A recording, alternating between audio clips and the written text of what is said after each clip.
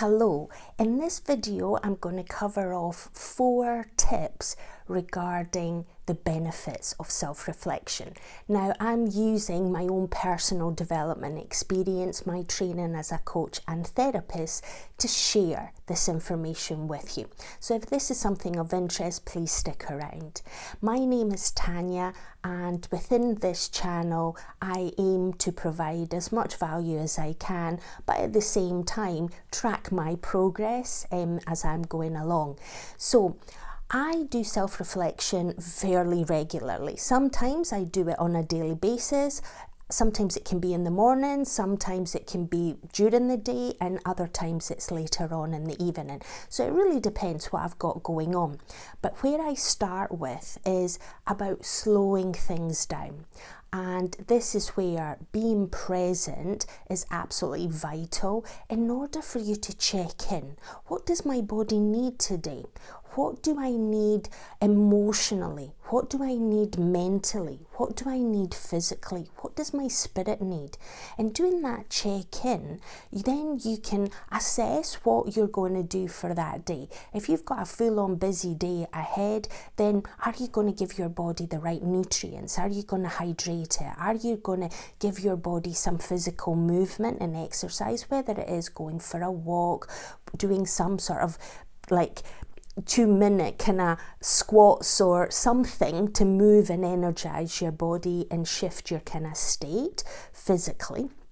Or are you going to be able to fit in an exercise class or whatever other activity that you enjoy doing? And did you sleep well? Check in. Did you get enough sleep? Do you feel that your batteries are fully recharged? And have you got the energy to take on a busy day ahead? And if the answer is yes, maybe not, it's just finding what you need in order for you to be able to function at your optimal.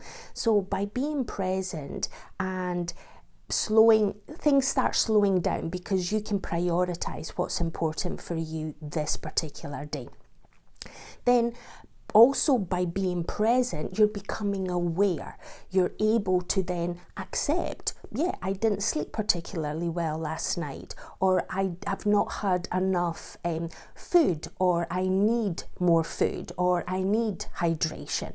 And then by being aware of that, articulating what that need is, and accepting that at this moment in time, you are going into a call or you're going into work, wherever you may be working, and you're not going to be able to stop and hydrate where you would want to hydrate. So you'll make choices and decisions that are going to give you what you need for your body, for your mind, and for your emotions, but you might need to sort of like make different decisions. In some instances, the more self-reflection you do, the more you're tuning in, the more aware you're becoming, you can start preparing and making choices that if I've got a busy day today, then I could have prepared some food, some kind of hydration liquids ready to go. So when I wake up and I'm ready to head out the door, I've got everything pre-prepared, rather than trying to factor in doing that in the morning. Or it might be I'm going to wake up half an hour earlier and I'm going to do all the preparation in advance. So you're not reacting, you're actually in control. So you're proactively taking action that is going to enhance your life experience this day, rather than reacting and just being in survival mode. And this has been the slowing down, being present, and then being aware. And then the third bit is about encouraging and motivating ourselves, because you will have goals that you're trying to achieve, whether it's your to-do list or there are certain things that you aspire to achieve, and whether they are daily goals or they're weekly or they're monthly, you'll be tracking and making progress towards them. Now, if you don't self-reflect, you don't know how much progress you're actually making. So by being present, slowing down, being aware, then you're able to see the progress that you're making, and then you can actually say, yeah, pat on the back, well done me, let's celebrate the victory, the progress that I've made. Or wait a minute, now I've actually deviated from the direction that I wanted to go, so now I need to course correct in order to bring myself back on track.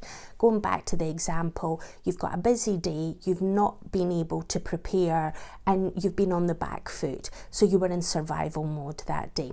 So at the end of the day, you can take the 5 minutes to self-reflect. Okay, what was the lessons that I learned today? What do I need to do differently tomorrow? Or what do I need to do now, today, in order to set myself up for success for tomorrow? And that way, you're encouraging and motivating yourself to take the actions that are going to propel you and push you in the directions of achieving your goals and your aspirations.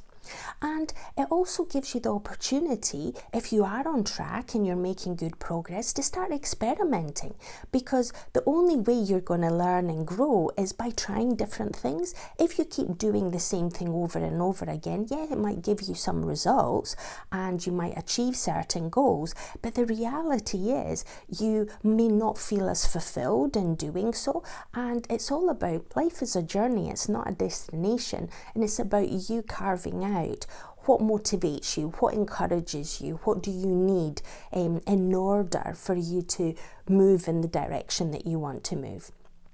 And if today was a busy day, you were reacting, you were surviving, and you didn't achieve everything that you wanted to achieve, it's about being kind to yourself and compassionate that you did the best that you could do. But now, while you're self-reflecting, you get the opportunity to do things differently for tomorrow. So this learning and growing and enabling you to see what to do next.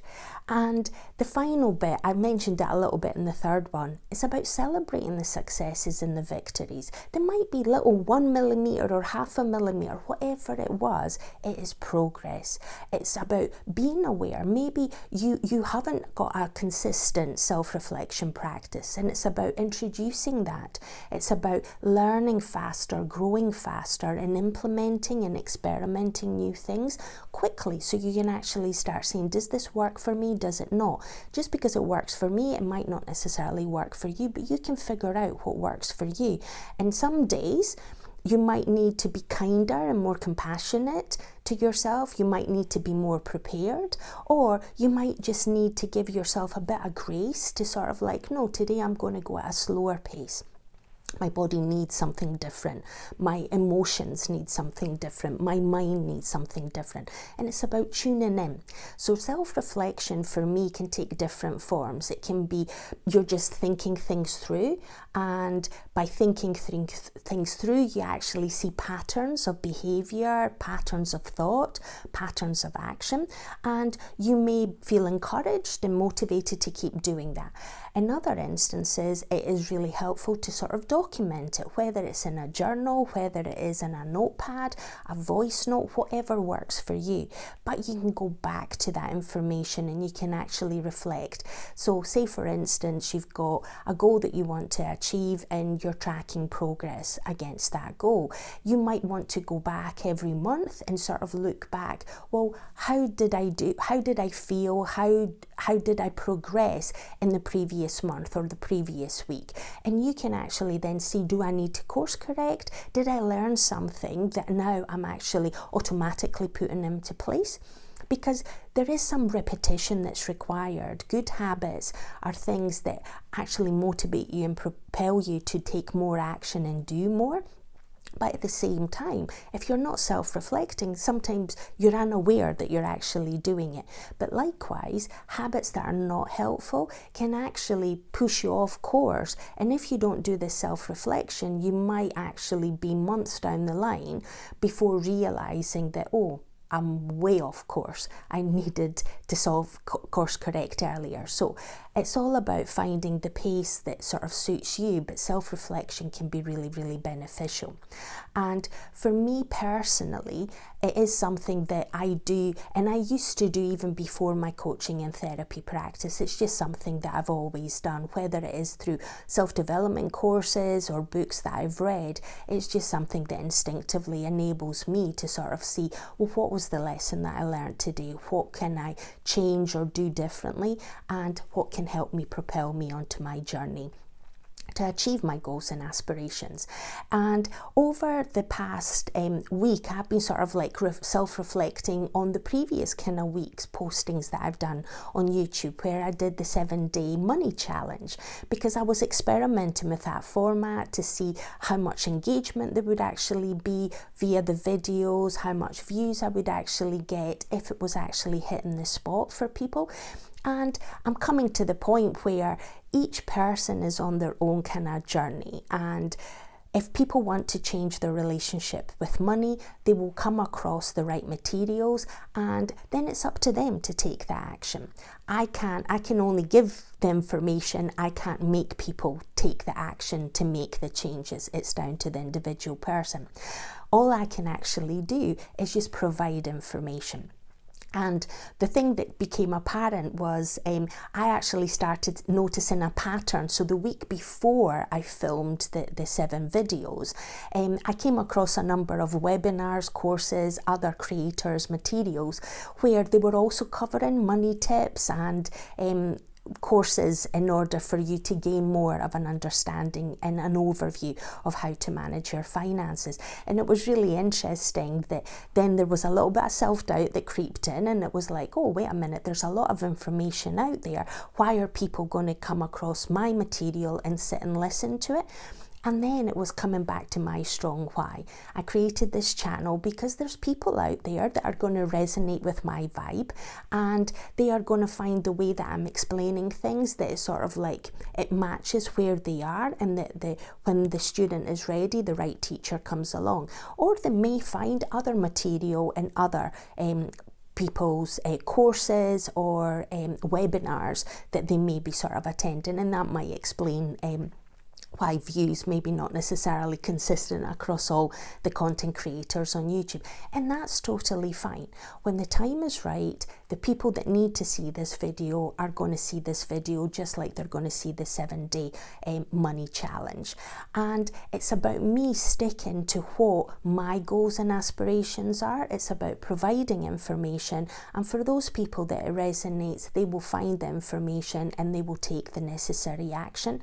And that is totally fine. It's not about, I don't see that as a competition. It is more about me learning and improving and experimenting with different formats, what feels more comfortable, and me sort of sharing, because this is what my kind of passion is about, sharing my life experience, sharing my training, sharing my journey, in order to even give a snippet of information that just might inspire you or motivate you or encourage you or support you on your journey.